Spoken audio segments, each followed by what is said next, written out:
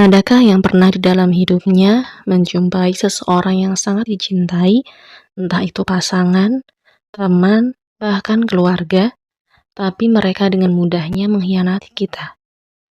Atau adakah yang pernah terobsesi dengan satu hal, entah hobi, permainan, idola, atau drama Korea?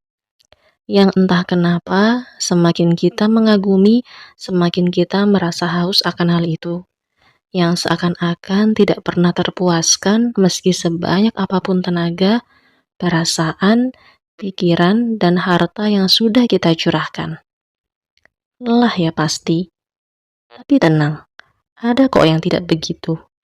Satu-satunya yang tidak akan mengkhianati dan tidak akan membuat kita terus haus akan cinta. Tidak ada yang bisa menandingi cintanya untuk kita. Tidak ada ilah selain Allah. Ilah memiliki makna sesuatu yang dicintai secara mendalam. Cinta yang ketika kita memilikinya, kita tidak akan pernah merasa membutuhkan hal lain. Allah bukan hanya figur yang kita sembah, namun Allah juga adalah tempat satu-satunya kita mengabdi. Allah adalah objek cinta yang memuaskan. Cinta yang tidak akan memberi kita rasa sakit. Cinta yang tidak membuat kita semakin menginginkan lebih daripada ini. Berapa banyak puisi dan drama romantis tentang cinta yang menyakitkan. Asal itu kamu dan bersama denganmu, akan kuterima dan jalani rasa sakit ini.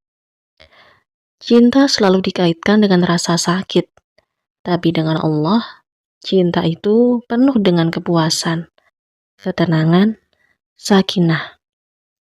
Setiap kali kita punya masalah, kita biasanya memiliki seseorang dalam pikiran yang ingin segera kita ajak bicara. Atau ketika sesuatu yang luar biasa terjadi, kita biasanya langsung ingin mengirim pesan kepada seseorang. Satu-satunya yang selalu ada, tanpa harus kita cari, tanpa susah payah harus kita kirim pesan, yang tidak akan mengkhianati kita hanyalah Allah Subhanahu wa Ta'ala. Dia yang harusnya kita tuju dalam situasi apapun. Sebagai seorang Muslim, secara alami sebenarnya kita telah melakukan ini. Misalnya, ketika sesuatu yang luar biasa terjadi, kita biasa mengucapkan, Masya Allah, Alhamdulillah. Ketika hal yang buruk terjadi, kita otomatis mengucapkan, Astagfirullah, Subhanallah. Kita secara alami dan tanpa kita sadari, langsung berpaling kepada Allah. Itulah pengakuan kita akan kehadiran Allah Subhanahu wa Ta'ala tanpa kita sadari. Dalam setiap kesempatan, kita langsung berpaling kepada Allah. Kita selalu berharap sosok yang kita cintai akan selalu hadir membersamai kita, membantu kita melewati rintangan yang ada, bahkan menyelesaikan masalah yang kita hadapi. Satu-satunya yang tidak akan keberatan dan bersedia menyelesaikan masalah yang benar-benar di luar kuasa kita, tidak lain dan bukan hanyalah Allah Subhanahu wa Ta'ala. Satu-satunya yang mau menerima kita di saat yang lain menganggap kita lemah. Dia yang justru merasa senang ketika kita mengakui betapa lemahnya kita. Akui saja, kita memang sangat lemah, tidak bisa melakukan apapun sendiri. Kita hanya akan menyerahkannya kepada Allah. Katakan, aku mengandalkan Allah untuk melakukannya. Aku terlalu lemah untuk melakukan sesuatu. Aku menyadari bahwa aku tidak mampu mengendalikan segala sesuatu dalam situasi ini. Jadi, apapun yang di luar kendaliku, aku serahkan kepadamu ya Allah. Allah yang menguasai timur dan barat. Ilah yang tiada Tuhan selain Allah. Karena itu, segala sesuatu yang di luar kendali kita, serahkanlah padanya. Bagaimana penduduk Quraisy bereaksi terhadap dakwah Rasulullah SAW? Apakah itu di bawah kendali Rasulullah? Tidak. Ada yang bersikap kasar kepada Rasulullah, ada yang menerima, ada yang tidak. Ada seseorang yang menerima lalu menolak kemudian, atau seseorang yang menolak lalu menerima kemudian. Tidak satupun dari itu di bawah kendali Rasulullah. Pelajaran pertama yang diajarkan dalam tawakal kepada Allah adalah bahwa manusia tidak akan pernah bisa mengendalikan manusia lain. Kita tidak akan pernah bisa mengendalikan hati dan pikiran orang lain.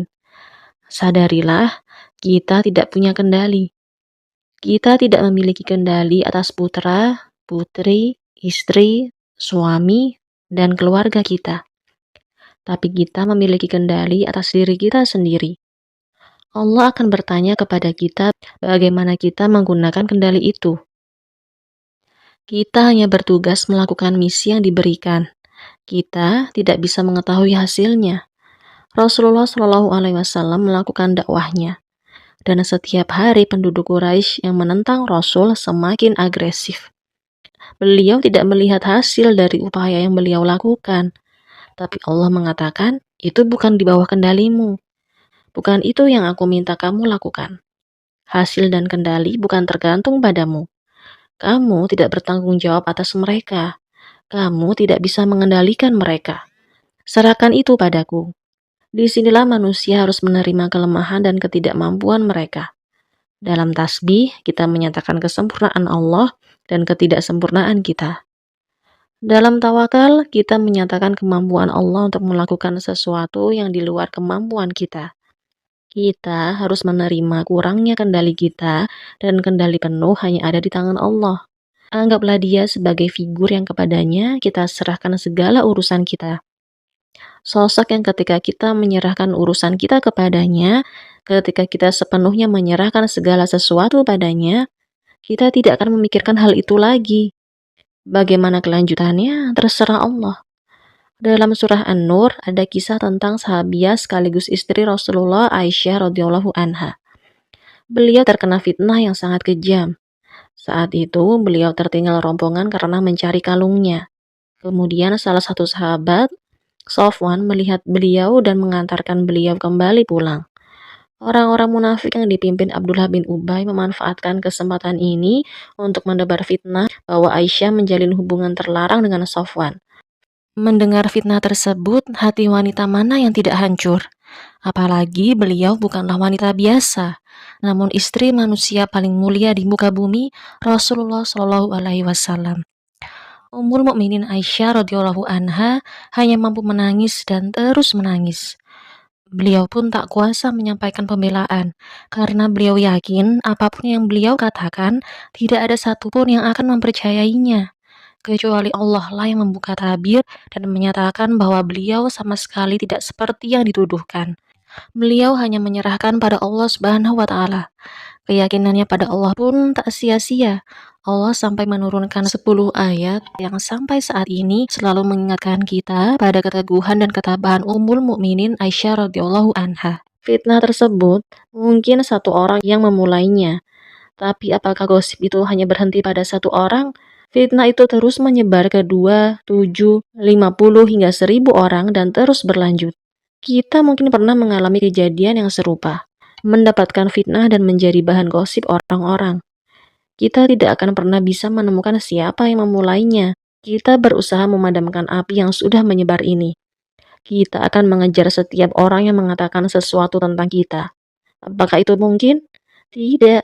Situasi itu sudah di luar kendali kita. Dan apa yang Allah katakan tentang ini? Orang-orang yang memulai fitnah ini, setiap orang dari mereka akan mendapatkan dosa sesuai dengan jumlah dosa yang mereka lakukan. Beberapa orang mengatakan banyak, beberapa orang mengatakan sedikit. Beberapa orang hanya berkata, benarkah? Mereka mendapat sedikit dosa.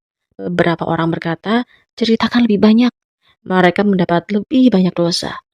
Orang yang memulai semuanya, dialah yang mendapat dosa terbesar. Tetapi apakah Allah berfirman, siapa yang mendapat berapa persen dosa? Tidak. Dia berkata, serahkan itu padaku, jangan khawatir, itu bukan urusanmu.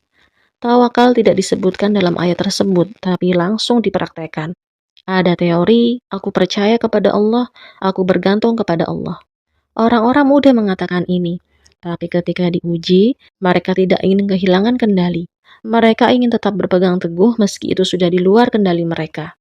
Padahal, serahkan saja semua pada Allah. Ketika seseorang menyakiti kita, biasanya kita ingin melihat mereka menderita. Kita ingin melihat mereka membayar harga atas apa yang telah mereka lakukan pada kita. Ketika kita melihat mereka bahagia, kita bertanya-tanya, mengapa orang jahat masih bisa bahagia? Orang ini sudah menyakitiku. Melihat foto yang baru saja mereka unggah membuat kita merasa sangat sakit hati. Mengapa Allah membiarkan mereka bahagia padahal mereka orang jahat? Dan yang lebih ekstrim, ada orang yang sebelumnya benar-benar jahat dan mereka bertaubat, mereka mulai merawat anak yatim, menghafal Al-Quran, tapi mereka benar-benar jahat dulunya. Apakah Allah akan mengampuni mereka begitu saja? Apakah kita harus bersama mereka di surga? Sisi manusia kita sangat tidak bisa menerima, bahkan ketika kita sudah tidak lagi di dunia. Padahal pertanyaannya, bagaimana kita yakin bahwa kita juga akan masuk surga? Kita sibuk memikirkan orang lain, padahal diri kita sendiri belum tentu bisa masuk surga. Padahal di surga pun hanya ada bahagia, kenikmatan, tidak ada ruang untuk perasaan dan pikiran negatif yang Allah izinkan hadir di situ. Keinginan kita untuk mengendalikan hasil akhir sungguh masih sangat besar. Padahal ketika kita meyakini Allah lebih adil daripada konsep keadilan yang kita pahami. Allah lebih bijaksana daripada konsep kebijaksanaan kita. Allah lebih mengetahui perasaan kita daripada diri kita sendiri. Allah lebih peduli pada hati kita daripada diri kita sendiri. Maka akan lebih mudah bagi kita untuk membiarkan Allah yang menanganinya, tanpa perlu Allah menjelaskan bagaimana. Allah akan melakukannya. Kita tidak perlu bertanya, "Ya Allah, bisakah Engkau memberitahuku bagaimana Engkau akan melakukannya, membalas kejahatannya? Apakah dia akan jatuh dari tangga? Atau hal buruk apa yang akan terjadi padanya?" Tidak, kita tidak perlu sejauh itu. Jika kita percaya pada Allah, maka lepaskanlah. Jika kita mempercayakan sesuatu pada orang lain, tinggalkan. Jika kita mempercayakan sesuatu pada Allah, maka jangan khawatirkan lagi. Ada Dia yang akan mengendalikan dan menangani hal ini dengan lebih baik daripada siapapun. Kita seharusnya merasa tenang sepenuhnya. Jangan khawatir tentang siapa yang mengatakan apa, siapa yang melakukan ini atau itu. Apakah Allah akan memberikan keadilan pada orang-orang ini atau tidak? Tenang, Allah lebih mengetahui apa yang harus dilakukan. Apakah orang-orang itu berpikir mereka telah berbuat salah dan bisa lolos dari Allah? Salah satu hal terpenting yang Allah katakan adalah, lepaskan saja, lepaskan kebutuhan akan balas dendam atau keadilan. Jangan bebani hati dan pikiran kita lagi tentang itu. Ketika Rasulullah mendengar apa yang dikatakan kaum musyrikin tentang dirinya, bahwa ia adalah seorang pendusta, penyair, penyihir, ketika beliau mendengar ini, hal itu membuatnya sangat sedih. Dan itulah sebabnya beliau membungkus dirinya dengan selimut. Maka Allah berfirman padanya, "Jangan khawatirkan hal ini, karena siapa yang akan menangani situasi itu? Allah. Biarkan mereka berbicara. Bukan kamu yang harus menanganinya. Itu adalah kuasa Allah untuk menanganinya. Hal itu seharusnya tidak membuatmu khawatir. Jangan khawatirkan itu. Itu bukan urusanmu. Beribadahlah dan berserah dirilah padanya. Memohon pertolongannya." Begitu kita memasuki ibadah kepada Allah, salah satu manifestasi pertama bahwa kita benar-benar telah memasukinya adalah kita belajar untuk menyerahkan hal-hal yang di luar kendali kita kepada Allah. Kita sepenuhnya percaya padanya. Dialah satu-satunya. Itu saja. Itu sudah cukup bagi kita.